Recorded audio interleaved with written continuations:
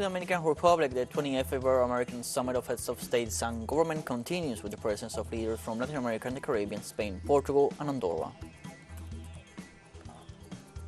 In Mexico, the Supreme Court of Justice suspended the entry into force of the electoral reform promoted by President Andrés Manuel López Obrador. In France, this Friday, strikers at Normandy refinery resumed protests against police.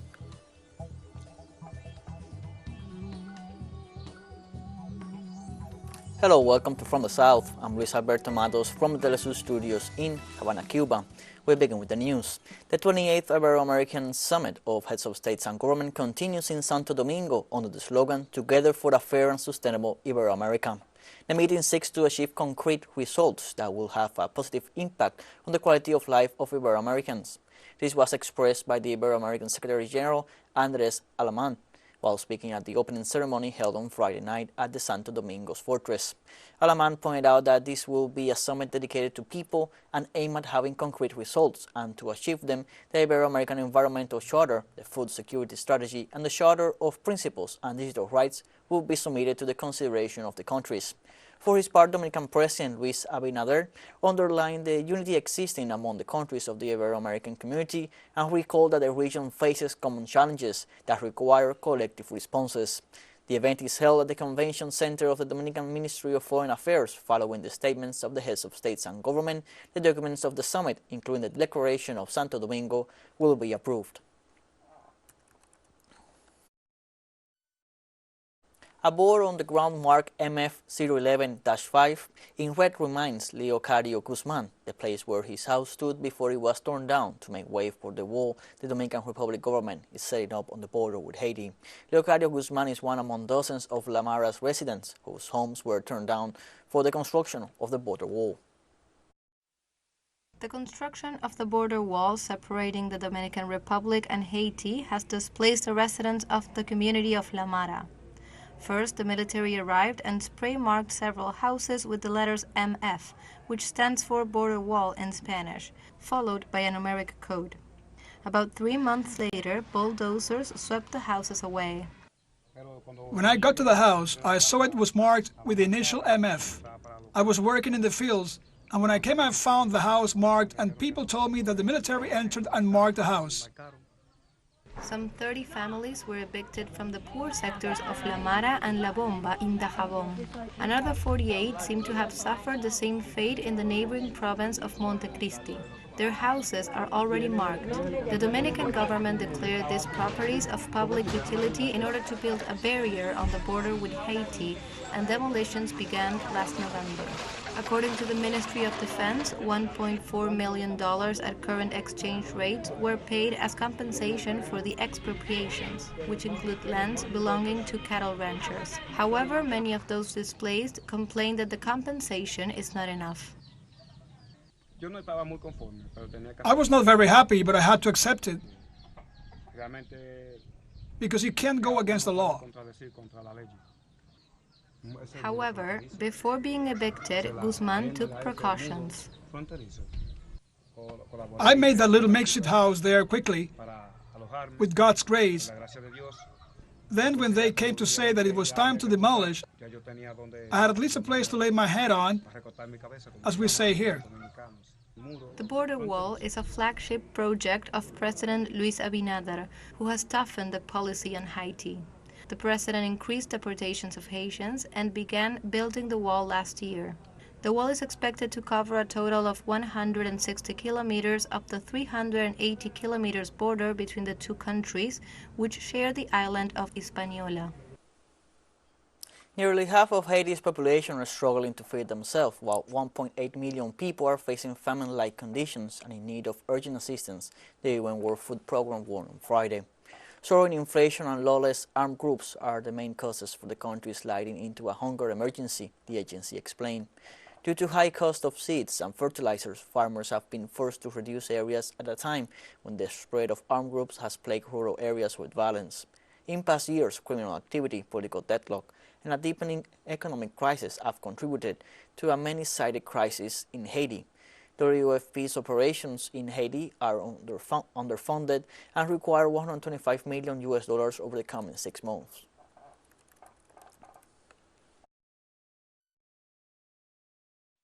We're now facing some of the worst food security conditions on record in Haiti, with 5 million people being acutely food insecure. This is significant because it's a number that's tripled in the past few years. The situation is getting worse, and Haiti is slowly sliding into a hunger emergency. This is because of violence in the country. Armed groups are now affecting daily life for millions of people. Protesters gathered in Suriname's capital, Paramaribo, on Friday to demand the president's resignation.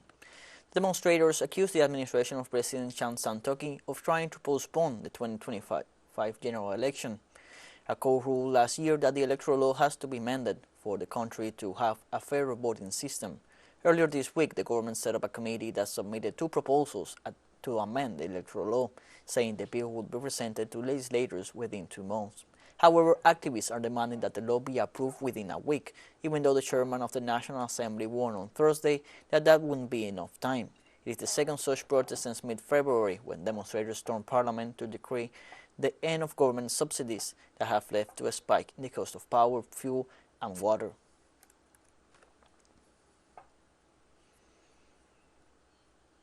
In Mexico, the Supreme Court of Justice suspended the entry into force of the electoral reform promoted by President Andrés Manuel López Obrador. Minister Javier Lainez Protisek admitted the constitutional controversy lawsuit filed by the National Electoral Institute against the Mexican government's so-called Plan B, and asked Congress and the federal executive to submit their response within the legal term. This indefinitely suspends the electoral reform promoted by López Obrador, which modifies the general law of electoral institutions and procedures, the general law of political parties, the organic law of the judicial power of the federation, and issues a new general law of the means of challenging electoral matters. According to the Mexican president, the reform intends to save money and make the holding of elections in the country more efficient. However, the opposition considers that it jeopardizes the electoral process itself. Let's take a short break, but first remember you can follow us on TikTok at the account at teleSUR English, in which you'll be able to see news in different formats, news updates, and much more. Other stories coming up. Stay with us.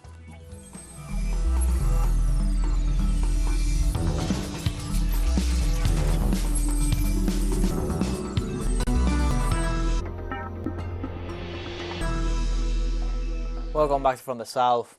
In Venezuela, authorities take the last step to request UNESCO, the United Nations Educational, Scientific and Cultural Organization, the Joropo as cultural heritage of humanity. Our correspondent Adriana Sivori expands on the information.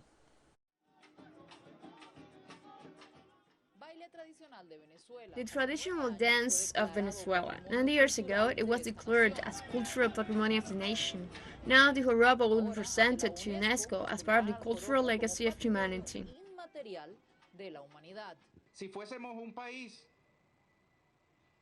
If we were a country similar to a cultural desert, without identity elements that gave us strength, we would be urgent to see what we present to UNESCO.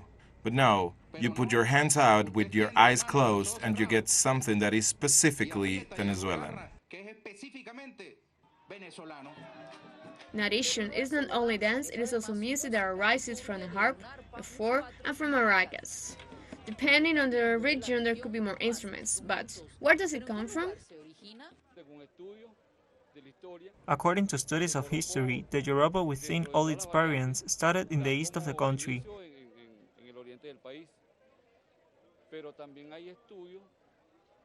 But there is a study, musical study, that tells us that the Yoruba originally began with harp in the valleys of Tuy Mirandino. There it is also started the Yoruba Llanero, the variant Llanera.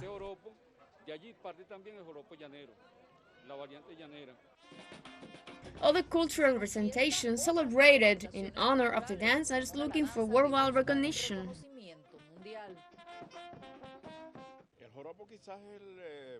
The joropo is the most deeply rooted expression of the Venezuelan soul because it has spread throughout all regions of the country. The joropo is the life and expression that represents the spirit of Venezuela to a great extent, because our diversity allows us to recognize ourselves as people that has a diverse culture, people that speak through the songs.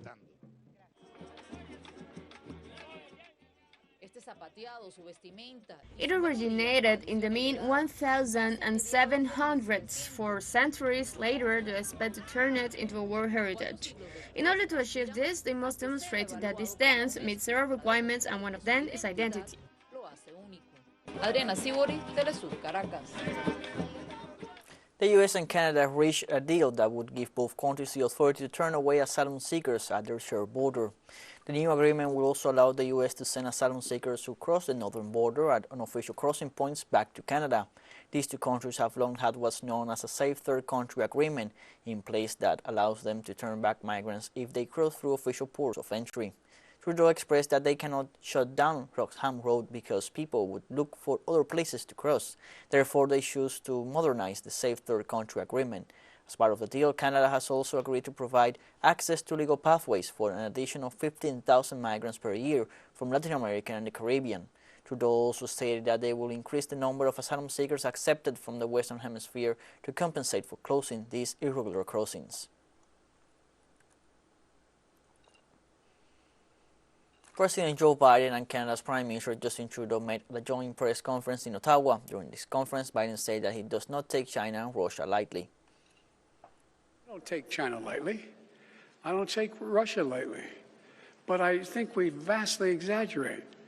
I've been hearing now for the past 3 months about China is going to provide significant weapons to Russia, and they're going to. Well, I've been talking about that. They haven't yet. Doesn't mean they won't, but they haven't yet. And if anything's happened, the West has coalesced significantly more. In France this Friday, the strikers at Normandy refinery resumed protests against police. A new rally of support was called for this Friday in front of France's largest refinery. Hundreds of workers and students responded. Workers from the Sim Oil Depot, from the Paluel nuclear power plant, energy companies, workers from CGT Seidel and CGT Chevron. They were joined by 150 students and workers who arrived with 2 buses sent from Paris by the Network for the General Strike. Among them, students, railway workers, workers of the RATP, the actress Adèle Haenel, and the philosopher Frederick Lordon. The action is part of a nationwide movement against pension system changes championed by President Emmanuel Macron that include increasing the retirement age by 2 years to 64.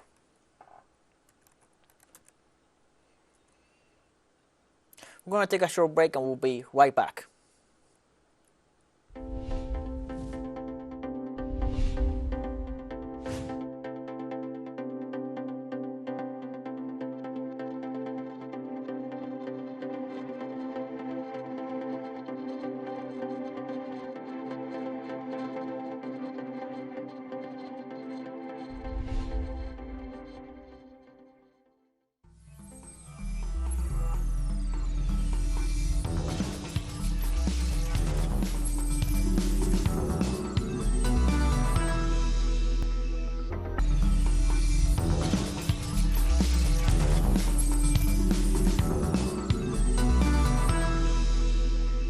Welcome back from the south. On Thursday, Tanzanian authorities said that the pilots of a precision airplane that crashed into Lake Victoria in November, killing 19 people, had ignored automatic alerts about the plane's dangerous position. 19 people were killed on November 6 when the plane with 43 people on board plunged into the waters of Africa's largest lake, triggering rescue operations to try to recover survivors. Police blamed bad weather for the accident, which was considered the worst in decades. President Samia Suluhu Hassan promised an investigation and ordered the strengthening of the country's emergency response. The Transport Ministry said the enhanced ground proximity warning system had issued 3 alerts indicating a rapid descent of the plane, but the crew did not take any corrective action. Reports published after the accident indicate that bad weather conditions contributed to the lack of response to the alert and pointed to shortcomings in the rescue system.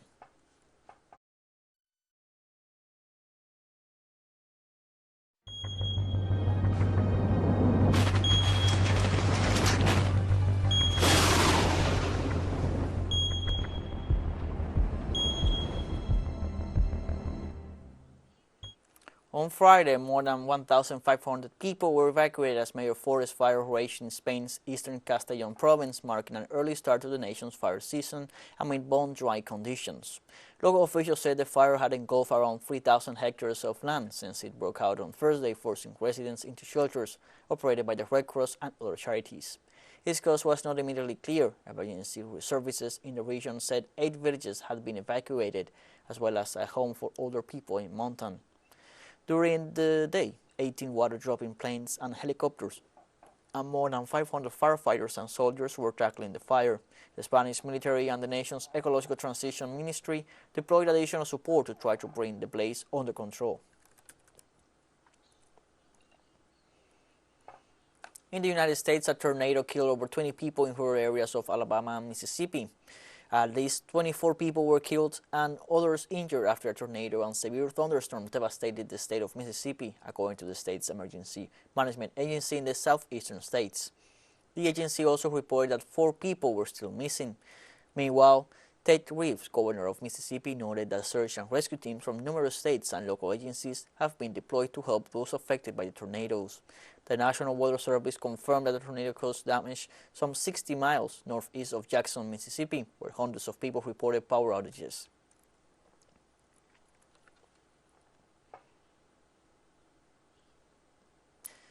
Cyclone Freddy leaves 511 people dead in Malawi and worsened the health crisis the country is facing due to the worst cholera outbreak in its history. The United Nations Office for the Coordination of Humanitarian Affairs said more than 500,000 people are victims of internal displacement in the country and are currently living in 576 refugee camps. The international agency reported that 533 people are still missing and warned that the emergency situation continues in several localities despite the fact that the rains have stopped. Malawi's President Lazarus Chakwera described the current situation as the most devastating disaster the country has ever experienced. This Saturday, March 25th, countries around the world will be joining activities for the so-called Earth Hour, an initiative aimed at raising awareness among the world's population about climate change and its consequences on the planet. Earth Hour is celebrated every year on the last Saturday of March as a symbol to remember that nature is the planet's life support system. Thus, it must be protected to safeguard the health and welfare of the world. This action was promoted by the World Wildlife Fund, and over the year it has become a worldwide movement in favor of the environment, and it consists of voluntary power blackout in which people and companies are asked to turn off lights and non-essential electrical appliances for 1 hour. This promotes energy saving and emissions reduction and a reduction of light pollution. We have come to the end of this newspaper. You can find these and many other stories on our website at telesurenglish.net. You can also join us on social media, Facebook, Twitter, Instagram, Telegram, and TikTok. For TeleSUR English, I'm Luis Alberto Matos. Thank you for watching.